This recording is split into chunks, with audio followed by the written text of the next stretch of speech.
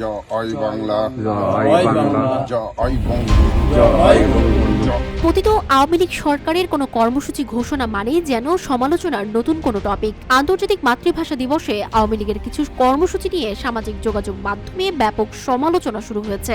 শহীদ মিনারে হেলমেট পরে পুষ্পার্ঘ্য অর্পণের একটি ছবি ব্লার করা, শ্রদ্ধাঞ্জলির পোস্ট এবং শহীদ মিনারের বেদিতে আগুন জ্বালিয়ে মিছিল করার ভিডিও নিয়ে নেটিজেনরা ক্ষোভ প্রকাশ করছেন।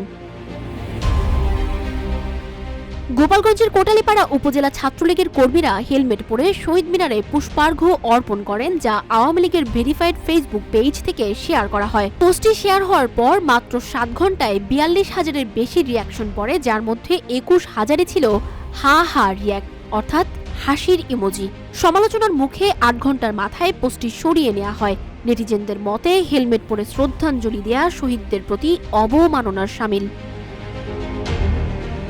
এছাড়া জামালপুরের মাদারগঞ্জ উপজেলা আওয়ামী লীগের শ্রদ্ধাঞ্জলির ছবিতে অংশগ্রহণকারীদের ছবি ব্লার করা হয়, যা নিয়েও প্রশ্ন তুলেছেন অনেকেই। অন্যদিকে যশোর জেলা আওয়ামী লীগের কর্মীরা গাছের ডাল হাতে শহীদ মিনারে দাঁড়িয়ে জয় বাংলার স্লোগান দেন এবং সেটিকেই শ্রদ্ধাঞ্জলি হিসেবে প্রচার করা হয়। জয় বাংলা, জয় বাংলা, জয় বঙ্গবন্ধু, জয় বঙ্গবন্ধু। অন্য এক ঘটনায় মাদারীপুরের কাশিয়ানীতে ছাত্রলীগ কর্মীদের শহীদ মিনারের বেদিতে দাঁড়িয়ে আগুন জ্বালিয়ে মিছিল করার ভিডিও শেয়ার করা হয় আওয়ামী লীগের ফেসবুক পেজে। এই ঘটনাকেও শহীদদের প্রতি চরম অসম্মানজনক বলে মনে করছেন নেটিজেনরা।